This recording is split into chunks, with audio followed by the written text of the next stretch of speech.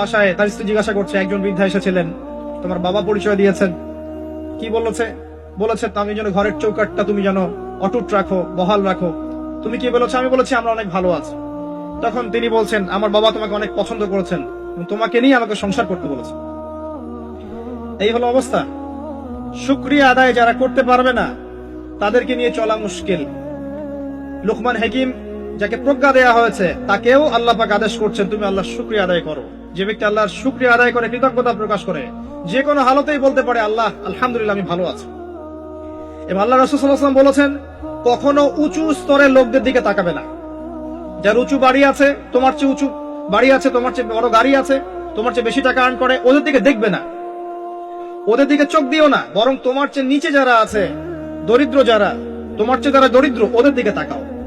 তাহলে তুমি আল্লাহর নিয়ামতের শুকরিয়া আদায় করতে পারবে ইনশাআল্লাহ। আমরা যদি হসপিটালে যাই, শুকরিয়া আদায় করতে পারবো না? যে হাজার হাজার মানুষ শুয়ে আছে, কারো ক্যান্সার, কারো ডায়াবেটিস, কারো অমুক, কারো তমুক, কারো অ্যাক্সিডেন্ট, কারো এইটা সেইটা, কারো ব্রেন টিউমার, কারো হার্টের সমস্যা, কত সমস্যা। কেউ হাঁটতে পারে না, কেউ বসতে পারে না, কেউ শুইতে পারে না, কেউ শুইলে ঘুমাতে পারে না। আমরা ভালো আছি না? আলহামদুলিল্লাহ, কৃতজ্ঞতা। যখন আপনি আপনার চেয়ে বিপন্ন কোনো মানুষকে দেখবেন, দেখে যদি এই দোয়াটা পড়েন, আলহামদুলিল্লাহিল্লাযী আফানি মিম্মা ইবতালাকা বিহি ওয়া ফাদ্দালানি আলা কাসীরিন মিম্মান খালাকা তাফদীলা। আল্লাহর শুকরিয়া আদায় করছি যে আল্লাহ তোমাকে যে বিষয় দিয়ে পরীক্ষা করেছেন, আমাকে তার থেকে নিরাপদ রেখেছেন, এবং হাজার মানুষের চাইতে আল্লাহ পাক আমাকে উত্তম জায়গায় রেখেছেন, ভালো রেখেছেন। এই দোয়াটা যে ব্যক্তি পড়বে, ওই বিপদ তাকে স্পর্শ করবে না ইনশাআল্লাহ। এভাবে আপনি আল্লাহর শুকরিয়া আদায় করতে পারেন। আর আল্লাহ পাকের শুকরিয়া আদায় করার সবচাইতে বড় নিদর্শন হচ্ছে আপনি আল্লাহর আদেশ নিষেধ মেনে চলছেন কিনা। যে ব্যক্তি আল্লাহর আদেশ এবং নিষেধকে মেনে চলছে, এই ব্যক্তি প্রকৃতপক্ষে আল্লাহর শুকরিয়া আদায় করছে, তাই নয় কি?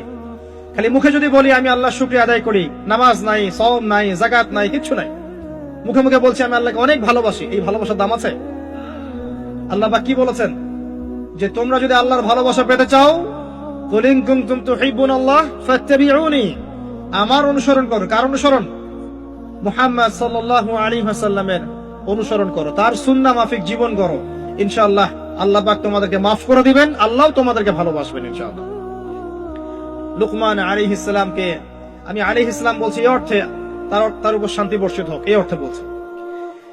এরপর পরের আয়াতে লুকমান আলাইহিস সালাম, লুকমান হাকিম, তিনি বলছেন, ওয়াইজ ক্বালা লুকমান লিবনিহি, তার সাথে তার সন্তানের একটা কনভারসেশন হচ্ছে। এটা ভালো করে শোনেন, তার সাথে তার সন্তানের একটা কনভারসেশন হচ্ছে।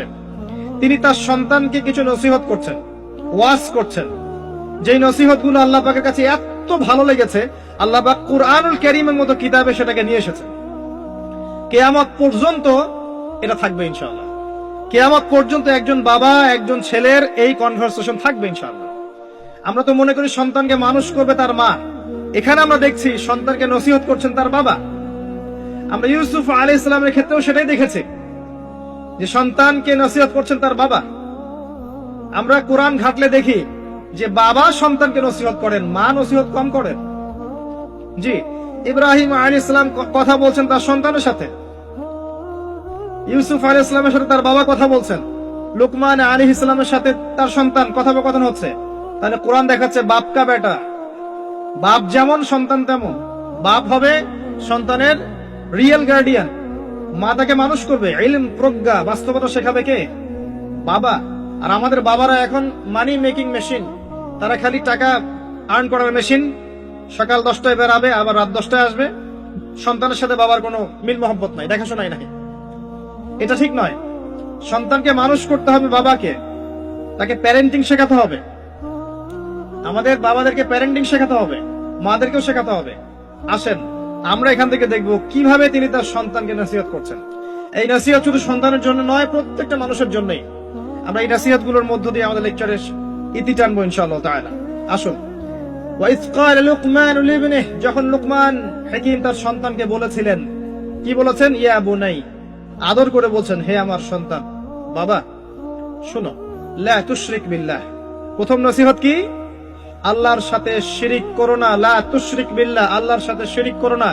আমরা আমাদের সন্তানকে প্রথম কি শিখাই? Humpty dumpty sat on a wall. আমরা শিখাই Jack and Jill went up the hill. আমরা শিখেছি। জিয়াক একটা ছেলের নাম, জিল একটা মেয়ের নাম, ওয়েন্ট অফ দ্য হিল আপনাদের পাহাড়ে চলে গেল, বান্দরবনের পাহাড়ের কোনায় চলে গেল একটা ছেলে একটা মেয়ে, তারপর কোনায় গিয়ে কি করলো সেটা আপনারাই বোঝেন। তা আমরা ছোটবেলা থেকে বাচ্চাকে শিখাই Jack and Jill went of the hill, কি বুঝলেন? প্রত্যেকটা ক্ষেত্রে সমস্যা। আপনি শরিয়াতে কি শিখাচ্ছেন? আমটি আপনি খাবেন পেরে? কার গাছের আম আপনি পেরে খাবেন? যাত্রার গাছের আম আপনি পেরে খাইতে পারবেন? শুরুতে অজগর আসছে তেরে, সন্তানকে ভয় দেখ, অজগর তেরে আসছে, ওই বাচ্চা অজগরের কি বুঝে? শরিয়তে অজগর আসছে তেরে, ভয়, আগে ভয় শিখানো হচ্ছে। শরিয়তে অজগর আসছে তেরে, ভয়, আপনি ভয় পাচ্ছেন, বাচ্চা ভয় পাচ্ছে, রাত্রে ঘুমের স্বপ্ন দেখবে অজগর তেরে আসছে। হ্যাঁ, আপনি বাচ্চার সাথে যে কথোপকথন গুলো করবেন রাত্রে সেগুলো সে স্বপ্ন দেখতে পারে। শরিয়াতে আপনি শিখাচ্ছেন আমটি খাবো পরে, কার গাছের আম পেরে খাবেন? গাছ কি আপনার? যাত্রার গাছের আম পেরে খাবে, সে চুরি করা শিখলো সে। এই তো হচ্ছে এখানে